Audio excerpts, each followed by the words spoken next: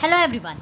Today we are going to study band theory. In this band theory video, we are going to study about insulators, semiconductors and metals and the energy band in all the three types of solids, that is insulator, semiconductors and metals. So let us start. First of all, we'll see what are insulators, semiconductors and metals. Insulators are the materials which do not conduct. Rubber, wood are the example of insulators. The material which conducts heavily is called metals.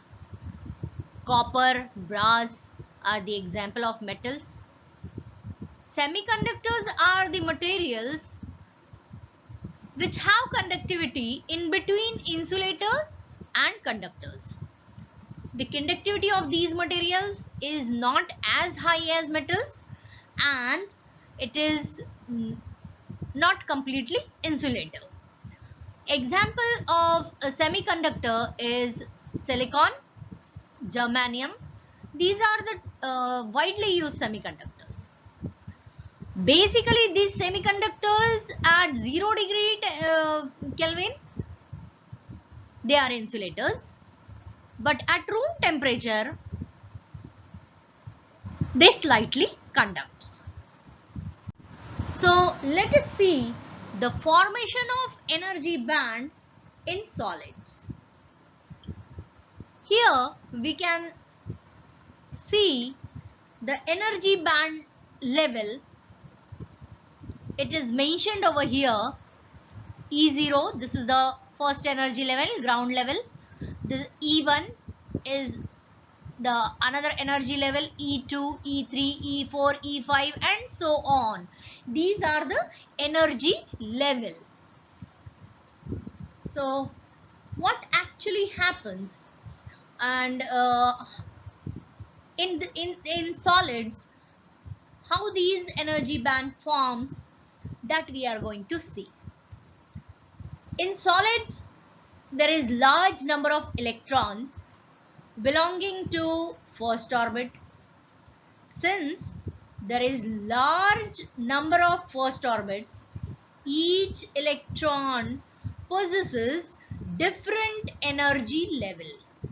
The different energy levels are closely packed and forms the continuous band of energy. Similarly, for second orbit, electrons of all atoms of the solid forms second energy band and so on.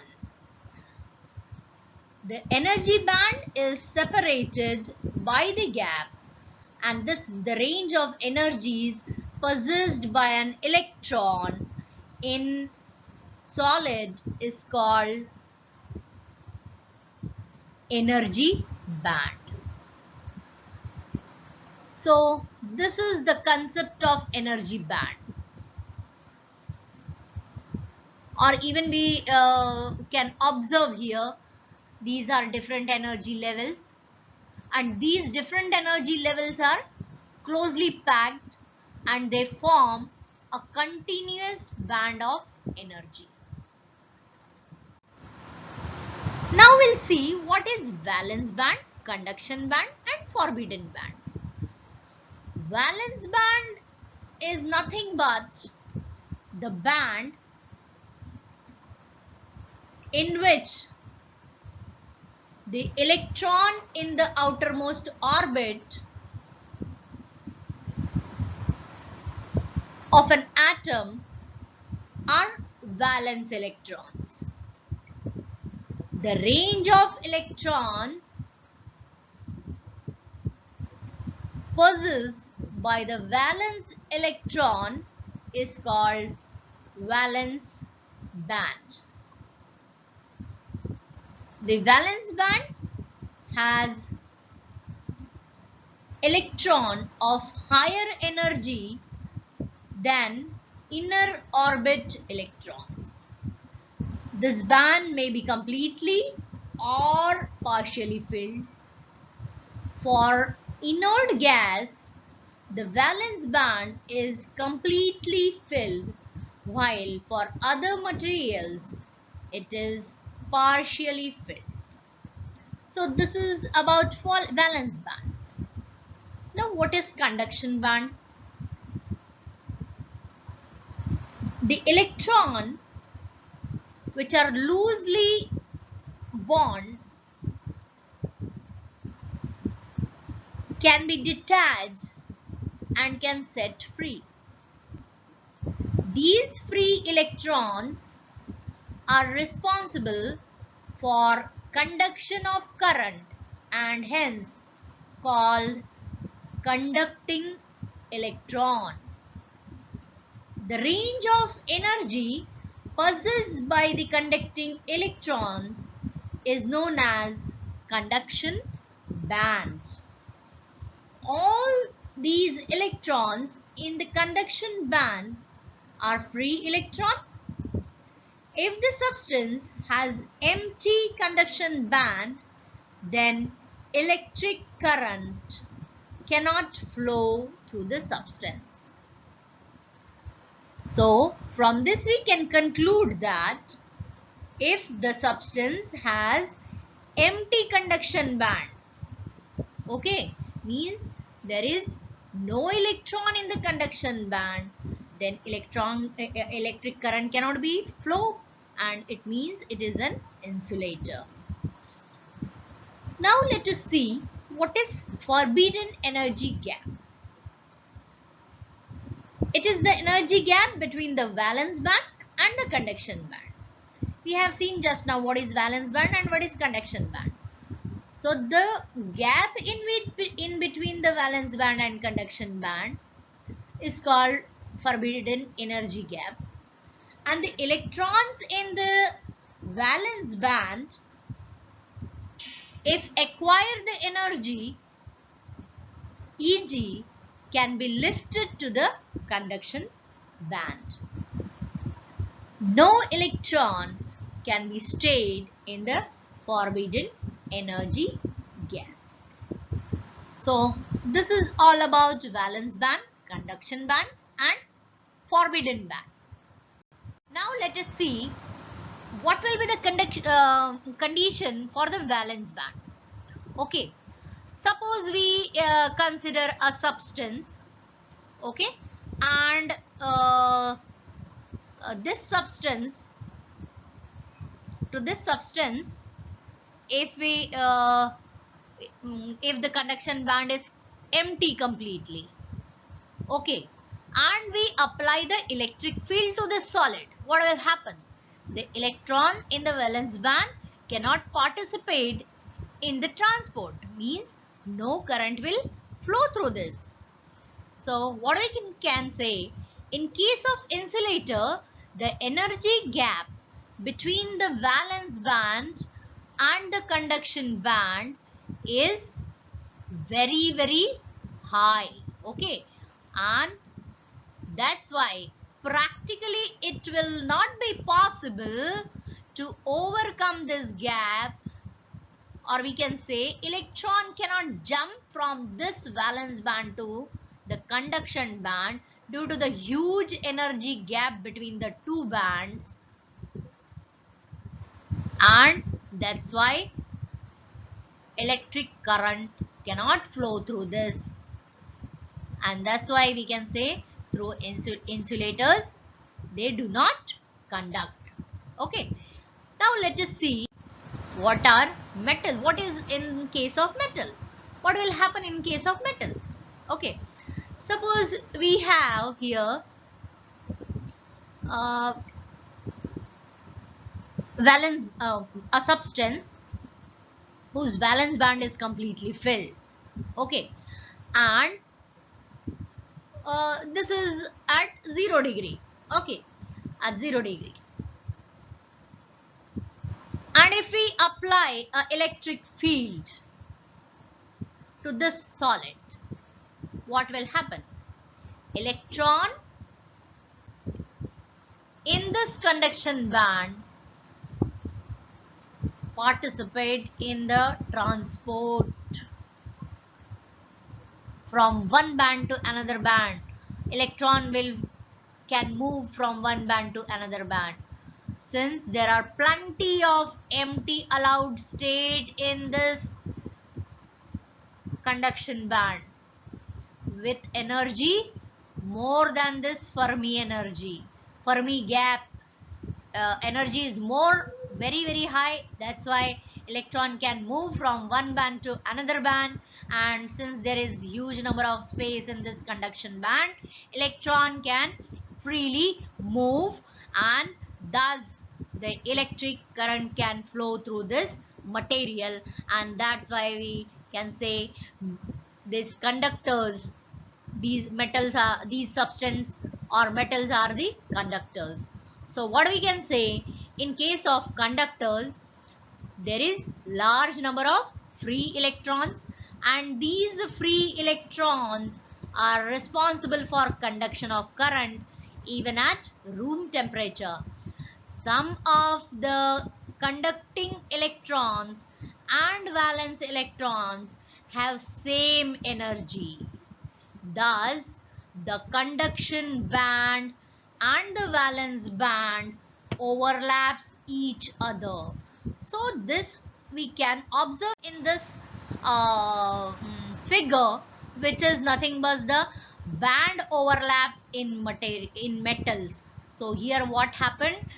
This was our valence band. Okay, a valence band is there and the conduction band is there. More number of free electrons are there, and the electron possess huge energy. So most of the electrons moves and the band overlaps, and therefore there is no forbidden energy gap. There is no forbidden energy gap in between the conduction band and the valence band, and the two bands overlap. In this region you can observe this is the overlapping of the valence band and the conduction band. Therefore there is no forbidden energy gap between the conduction and the valence band. So this happens in case of conductors, or we can say in metals, that is called the band overlap phenomena.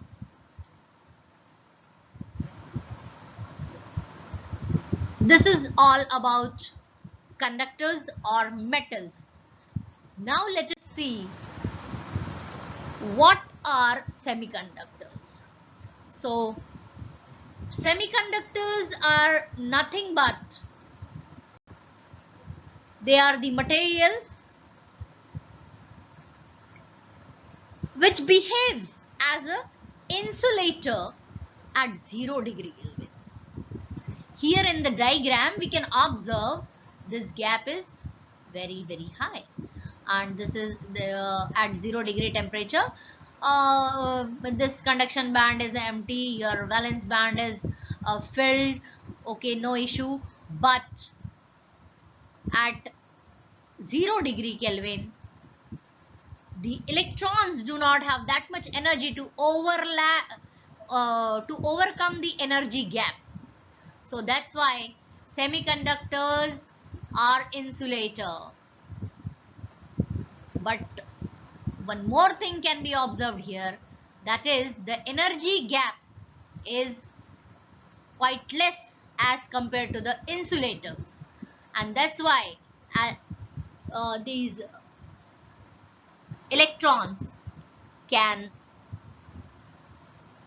take participation for transport. But when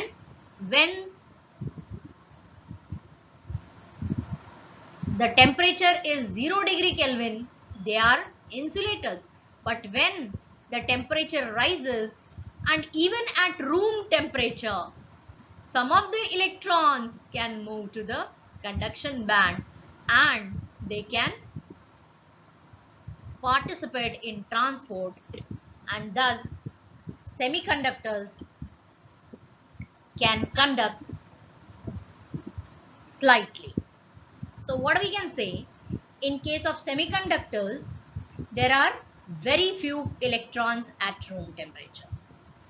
The forbidden energy gap between the conduction band is very less. It is less as compared to the insulator. For silicon, if we consider the substance silicon, it will have 1.12 electron volt energy to be supplied to valence band. The electron jump to the conduction band. Suppose we have a silicon substance, then only 1.12 electron volt energy is sufficient to move this electron to the conduction band.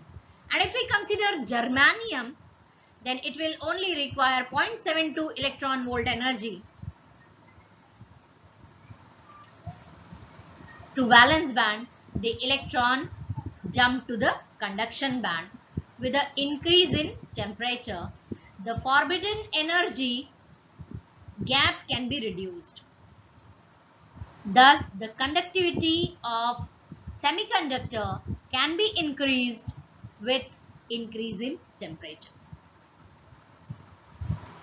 So what we can say in short, basically at 0 Kelvin, semiconductors are insulators, but when they reach the temperature, even at room temperature, they can conduct. This energy gap is less as compared to insulator. For silicon, the energy required for the electron to move from valence to conduction band is 1.12 electron volt, and for germanium it is simply 0.72 electron volt is required by the electron to move from this valence band to conduction band. And thus these materials can conduct even at room temperature, and if the temperature increases, the conductivity of these substances also increases. With this, I stop. Thank you.